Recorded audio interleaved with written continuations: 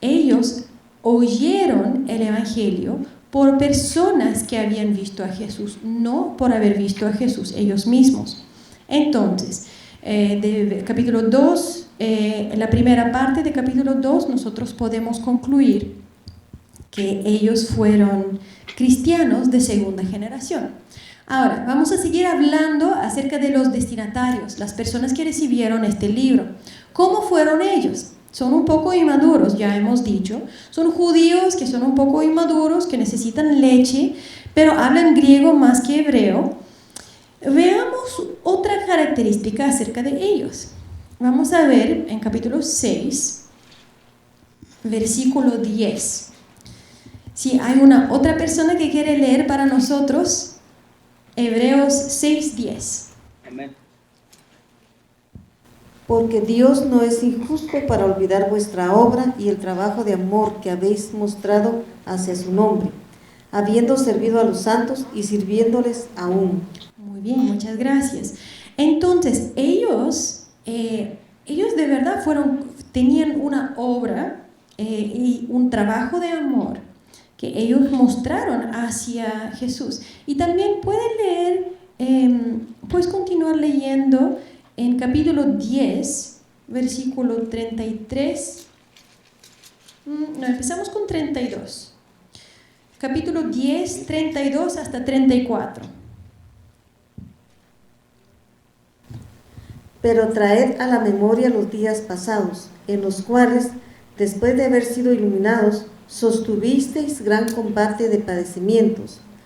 Por una parte, ciertamente con vituperios y tribulaciones fuisteis hechos espectáculo, y por otra llegasteis a ser compañeros de los que estaban en situación semejante. Porque de los presos también os compadecisteis, y el despojo de vuestros bienes sufristeis con gozo, sabiendo que tenéis en vosotros una mejor y perdurable herencia en los cielos. Muchas gracias, muy bien. Entonces vemos que estos, aunque digamos que capaz que son un poco inmaduros porque les falta leche y les falta conocimiento de la teología más profunda, al mismo tiempo ellos están haciendo la obra de amor. Ellos son compasivos, ellos fueron a los presos, ellos están visitando a los presos, ellos están ayudando a las personas y ellos están trabajando. Entonces tienen un buen corazón, ellos de verdad son buena onda, son buena gente, son gente que de verdad quiere ayudar, ellos están viviendo el Evangelio, aunque capaz les falta un poco de entendimiento de las cosas del Señor. Pero podemos decir que ellos son compasivos, generosos, pero, y ahora no vamos a leer todos los versículos que siguen, pero hay un montón de versículos, y después de esta noche, cuando terminamos la clase, espero que ustedes, los que no han leído el libro de Hebreos, por favor, léenlo de principio al fin. Demora más o menos 45 minutos. Así que si pueden tomarse 45 minutos para leer el libro de Hebreos, es muy importante. Y mientras ustedes están leyendo, se van a dar cuenta que hay muchos versículos que son como amonestaciones y exhortaciones. Y dicen, no te alejes de Cristo, no te alejes de Cristo. Y la ilustración, empezamos con una ilustración en el principio de la clase, que era a la hermana que estaba mirando para atrás, ¿cierto? Pero caminando hacia mí. Y entonces, esto es lo que la audiencia original estaban haciendo. Hay la razón por qué hay tantas amonestaciones y tantas advertencias, no vuelvan atrás, es porque ellos estaban en una situación bastante interesante. Entonces vamos a seguir descubriendo cuál fue su situación, por qué ellos tienen esta tentación. Pero lo que sí podemos ver es que hay una tentación muy real, muy viva. Hay una tentación a volver atrás, a no ser cristianos, ya no ser cristianos. Y nosotros ya leímos en capítulo 2 la advertencia que era en capítulo 2, versículo 3. Ya leímos que decía, ¿cómo escaparemos nosotros si descuidamos una salvación tan grande? Ya leímos este versículo. Entonces hay muchos versículos como este que están explicando que hay un peligro. Ellos están pensando, ellos están mirando para atrás, están caminando hacia el frente, pero están mirando para atrás. Entonces el autor está escribiendo, por favor, no vuelvan atrás. Algo que es muy interesante, aunque ellos están experimentando, tienen estas dudas y están pensando, ya bueno, Jesús, Él es poderoso. Y yo creo que voy a tomar una pausa aquí porque yo creo que nosotros podemos identificarnos un poco con ellos a veces, porque a veces entra la duda. A veces nosotros somos enfrentados con una situación difícil, puede ser algo en el ministerio, puede ser algo en su trabajo o en las relaciones interpersonales, algo en su familia, algo en su casa. Y nosotros nos enfrentamos con una dificultad tan grande que empezamos a dudar. Y capaz que no hemos llegado hasta el punto donde estamos pensando, ya, bueno, voy a volver atrás. Pero esto no es algo fuera de lo común. Capaz que cada uno de nosotros se ha enfrentado en un momento de su vida con dudas. Jesús es suficiente. Dios de verdad es bueno. ¿Será que yo puedo confiar en este Dios? Yo no puedo pagar mi arriendo. ¿Será que Dios me va a ayudar? Yo no tengo tal cosa que necesito. ¿Será que Dios va a proveer? ¿Dios es bueno? ¿La Biblia es verdadera? Y entonces, el autor de este libro se tomó el tiempo para responder a las dudas de estas personas, de esta iglesia que está ahí dudando. Y ellos no han vuelto atrás todavía, pero ellos están con dudas. ¿Será que Dios va a proveer? ¿Será que Dios va a cumplir todo lo que Él prometió? Y yo creo que la duda no es algo ajeno a la vida cristiana. Incluso Abraham tuvo bastante dudas. Demoró 25 años para que él pueda recibir su hijo. Pero al final Dios sí cumplió. Y nosotros vamos a ver si de verdad somos estudiosos y observamos y leemos lo que el libro de Hebreos nos dice. Nosotros vamos a ver cómo una y otra vez el autor de Hebreos va a comprobar que Dios sí es confiable, que Dios sí va a cumplir sus promesas. Y lo que Dios te prometió, Él va a cumplir. Lo que Dios te habló, Él va a hacer. Amén. Lo que Dios trajo a tu puerta, nadie puede quitar de tu mano. Entonces, confiemos en el Señor, porque Él es bueno. Y estas personas compasivos, generosos, y ya vimos que ellos fueron compasivos y generosos hacia los presos. Ya leímos capítulo 10, leímos versículo de 32 a 34, así que no tenemos que leerlo una vez más.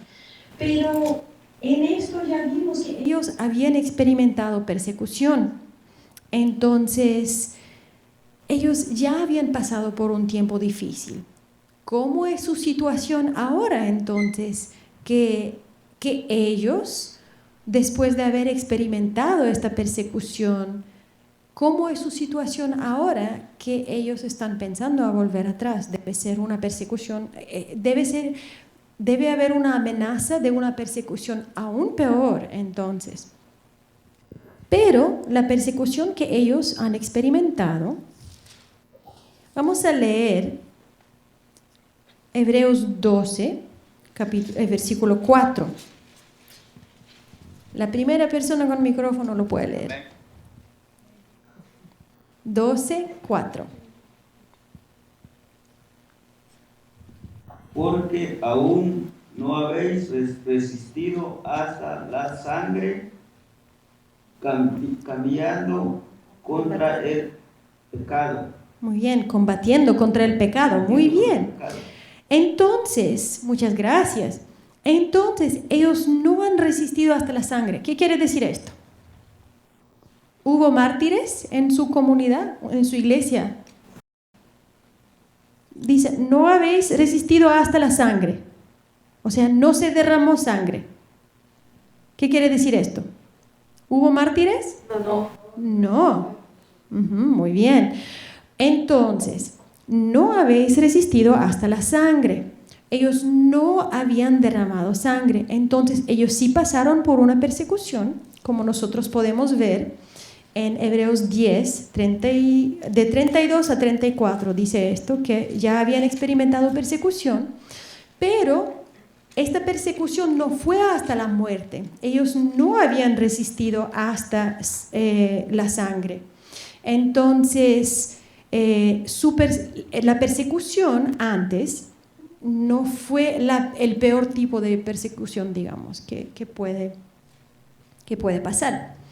Ahora, vamos a leer en capítulo 13, versículo 23. Ustedes pueden notar que dice, yo lo voy a leer rapidito, Hebreos 13, 23 dice: sabed que está en libertad nuestro hermano Timoteo, con el cual si viniere pronto iré a veros.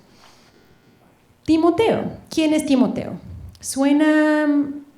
¿Conocemos a alguien que se llama Timoteo? ¿Es alguien importante? Sí, ¿cierto? Es alguien, hasta tiene 2 cartas, primero y segundo Timoteo, ¿cierto? Entonces, lo que podemos ver acerca de esta iglesia es que ellos conocen a Timoteo. Ahora, Timoteo es un colaborador muy cercano, ¿de quién? Pablo. De Pablo, muy bien. De hecho, Pablo dice que Timoteo es como su hijo, es tan cercano que es casi como su hijo. Entonces, esta iglesia, al conocer a Timoteo, seguramente conocen a Pablo. Entonces, esto es parte de las características de estos destinatarios. Ahora, ya hemos visto ya hemos visto más o menos las características de esta iglesia. Y ahora tenemos que llegar a una conclusión. ¿Quiénes fueron ellos? Algunas personas han dicho que la carta o el libro de los Hebreos fue escrito a unos sacerdotes judíos. Ahora, ¿de dónde sacaron ellos esta postura? ¿Quién puede leer Hechos, capítulo 6, versículo 7? La primera persona que llega, que tiene el micrófono. Hechos 6, 7. ¿Qué dice? Y crecía la palabra del Señor, y el número de los discípulos se multiplicaban grandemente en Jerusalén. También muchos de los sacerdotes obedecían a la fe. Muy bien, muchas gracias. Así que hubo bastantes sacerdotes y ellos obedecían a la fe. Entonces se convirtieron muchos sacerdotes y ellos se convertían de ser sacerdotes judíos a ser cristianos. Ahora, vamos a pensar, ¿será que las características que nosotros hemos visto, será que puede ser algunos sacerdotes judíos? Pues, ¿qué sabemos acerca de esta iglesia? ¿Está compuesto por quién? ¿Quién? La iglesia está compuesta por gentiles, judíos, ¿cierto? Muy bien. La iglesia está compuesta por judíos. Y entonces, sabemos que ellos son cristianos de segunda generación, pues en Hechos 6, 7 dice que varios sacerdotes estaban llegando al conocimiento del Evangelio. Pero una de nuestras observaciones era que ellos hablaban griego más que hebreo, ¿se acuerdan? Ahora, Hechos capítulo 6, ¿en qué ciudad estaban ellos? En Jerusalén, muy bien. Entonces, alguien que vive en Jerusalén, ¿qué idioma habla esta persona? Probablemente hebreo, ¿cierto? Entonces, ¿por qué alguien que vive en Jerusalén, y además es un sacerdote en Jerusalén, por qué esta persona va a ser una persona que habla más griego que hebreo? Ok. Bueno, vamos a hablar de una otra postura. Una otra postura es que posiblemente fueron judíos romanos de la ciudad de Roma. Voy a leer en Hebreos 13, versículo 24. Dice: saludad a todos vuestros pastores y a todos los santos. Los de Italia os saludan. Ok. Fue muy normal cuando alguien está terminando una epístola. Pues eso es, el libro de Hebreos sí tiene las características, al final del libro, tiene las características de una carta, pero ahí al final. Y tenemos aquí un saludo, dice: los de Italia os saludan. Ahora, esto es un versículo que los eruditos han debatido por mucho tiempo, y la pregunta es: ¿cómo se debe traducir esto? ¿Será que tenemos gente que están en Italia en este momento y mandan saludos? ¿O son gente que son de Italia, pero en este momento no son en Italia y ellos mandan saludos? ¿Quiénes son esta gente? Y bueno, la verdad es que no tenemos una respuesta muy firme, en el sentido de que no podemos decir esto es 100% seguro, pero vamos a pensar un poco. Los de Italia os saludan. Es normalmente ya los destinatarios del libro de Hebreos, si ellos son en Italia, ¿por qué van a recibir una carta que dice los de Italia os saludan? Suena un poco raro. Ahora, ¿a qué me refiero? Digamos, vamos a decir que estamos en Los Ángeles, ¿ya? Y si yo recibo un mensaje por texto, ¿ya? Y mi amigo me dice: tus amigos de Los Ángeles te saludan. ¿Qué pienso yo? Estos amigos que son de Los Ángeles, ¿ellos están en ese momento en Los Ángeles? No, porque si ellos están en este momento de Los Ángeles, en Los Ángeles, ellos me iban a decir, pues, Juanito te saluda. O sea, la persona que te está saludando no es algo tan extraño que son de Los Ángeles, porque yo estoy en Los Ángeles, ellos están en Los Ángeles, entonces, ¿por qué me van a decir tus amigos de Los Ángeles te saludan? ¿Cierto? Pero si yo estoy en Los Ángeles y, digamos, yo tengo unos amigos que viajaron y se conocieron no sé, en Tijuana, digamos. Estoy escogiendo una ciudad. Entonces, mis amigos se conocieron en Tijuana y uno de mis amigos me manda un mensaje y me dice: todos tus amigos de Los Ángeles te saludan. Eso tiene un poco más sentido, ¿no? Porque ellos no están en Los Ángeles y yo sí. Entonces, vamos a interpretar este versículo. Dice: los de Italia os saludan.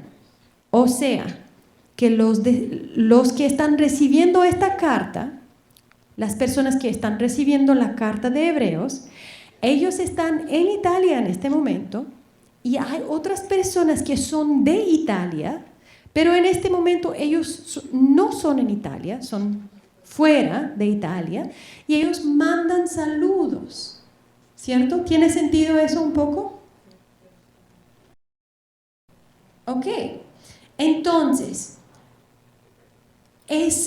aunque esto es una conclusión a la cual nosotros llegamos usando la lógica, digamos, y no es algo que es necesariamente 100% escrito, nosotros vamos a llegar a la conclusión que estas personas que están, los destinatarios de esta carta, de este libro, del libro de Hebreos, son personas que son en Italia en este momento y son judíos.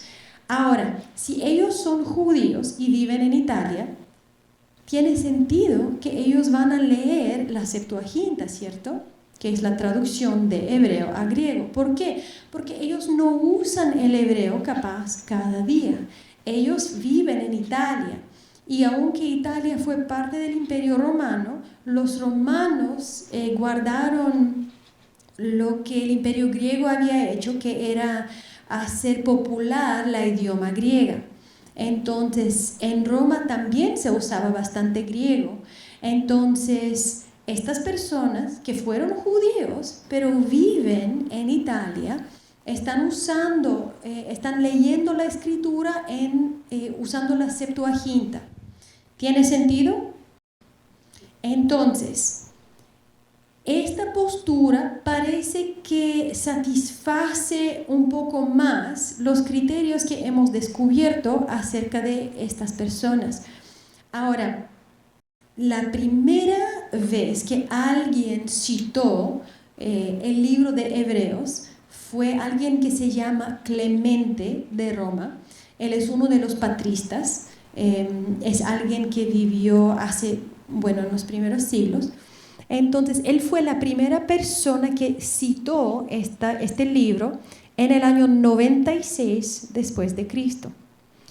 Él vivió en Roma. Entonces, normalmente se piensa que las personas recibiendo este libro son judíos que viven en Roma y que no usan hebreo cada día, pero viven en Roma. Ahora, si esto fuera verdad, esto es la conclusión a la cual vamos a llegar. Entonces, ¿qué es lo que nosotros sabemos acerca de los judíos que viven en Roma? Bueno,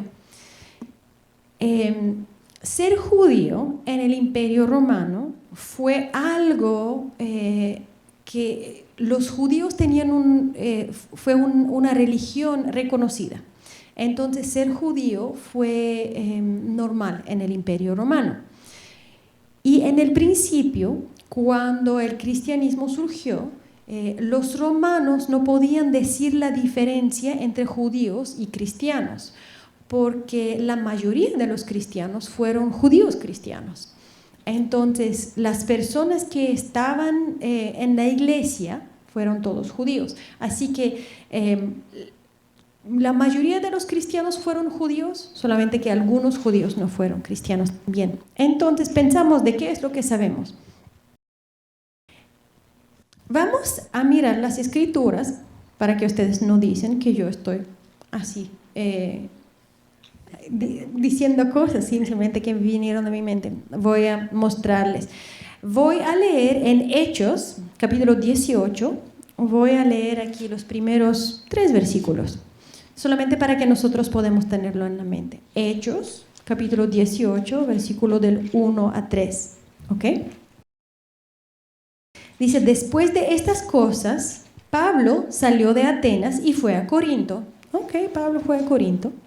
Y halló a un judío llamado Aquila, natural de Ponto, recién venido de Italia, con Priscila su mujer, por cuanto Claudio había mandado que todos los judíos saliesen de Roma. Fue a ellos y como era del mismo oficio, se quedó con ellos y trabajaban juntos, pues el oficio de ellos era hacer tiendas. Entonces, aquí nosotros podemos ver que el emperador Claudio echó los judíos de Roma. Esto nosotros lo tenemos aquí en la Biblia, también lo tenemos en los libros históricos, que en el año 49 después de Cristo, el emperador Claudio echó los judíos de Roma, todos los judíos. Y dicen los historiadores que Claudio se cansó porque siempre hubo debates y peleas entre los judíos en Roma acerca de alguien llamado Crestos. Ahora, nosotros pensamos que es simplemente una equivocación de escribir el nombre de Cristo. O sea, los judíos estaban peleando entre sí porque algunos judíos ellos creyeron que Jesús es el Mesías y hubo otros judíos que no creyeron. Entonces siempre hubo pelea entre judíos. Y al final, en el año 49, el emperador Claudio dijo, ya, basta, por favor, todos, fuera. No me importa, eres cristiano, no eres cristiano, crees en Crestos, que él no sabía que era Cristo. No importa si crees o no crees, todos los judíos fuera de Jerusalén, fuera, fuera, fuera. Esto sucedió en el año 49. Voy a escribirlo, por si acaso, para que no se olvide ya.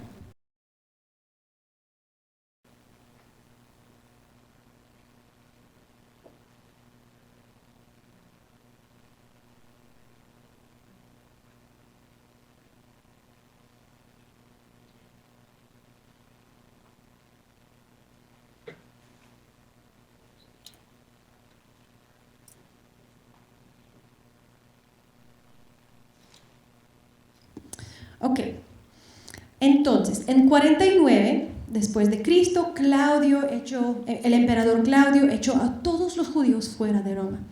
Ahora, vamos a pensar todos juntos.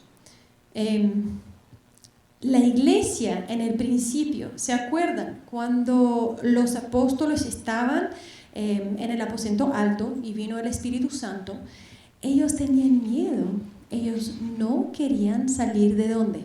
¿De qué ciudad? De Jerusalén, muy bien. Entonces todos los judíos, todos los apóstoles, todos los creyentes, los pocos que había, estaban en Jerusalén, todos con miedo. Y en Hechos capítulo 9 nosotros podemos ver que hubo una persecución y el primer mártir se llamaba ¿cómo? Esteban, muy bien. Y después de esta persecución que empezó después de la muerte de Esteban, varios fueron a Samaria y después empezaron a viajar un poco más. Entonces, en el principio, cuando los judíos hablaban a otros acerca de Jesús, ellos hablaban a otros judíos. ¿Se acuerdan lo que pasó con Pedro? Cuando él predicó a los gentiles por la primera vez, ¿qué hicieron? Se reunieron todos, ¿cierto? Y dijeron, Pedro, ¿cómo tú contaste el evangelio a los gentiles? ¿Cómo? ¿Qué te pasó? En el principio la iglesia fue completamente compuesta por judíos, ¿cierto? Ahora, estamos en Roma, han pasado todavía no han pasado 20 años, pero un poco menos de 20 años después de la muerte y la resurrección de Jesucristo. Entonces, la iglesia en Roma está todavía compuesta mayormente por judíos. Claro, hay algunos gentiles, pero mayormente por judíos. ¿Y qué pasa? En 49 todos los judíos se van de Roma. ¿Y qué pasa con la iglesia? Ahora la iglesia está 100% compuesta ¿de quién? Gentiles, muy bien, porque todos los judíos fueron echados de Roma. Entonces, en el año 49, todos los judíos, todos los cristianos en Roma son gentiles, todos. Ahora,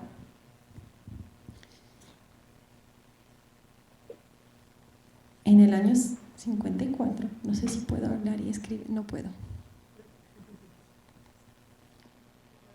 Puedo multifuncionar, no puedo hablar y escribir al mismo tiempo, así que voy a contarle la historia y después lo voy a escribir. En el año 54, después de Cristo, es una historia larga, pero murió Claudio. Bueno, fue asesinado, pero eso de Roma. Entonces ya no es emperador.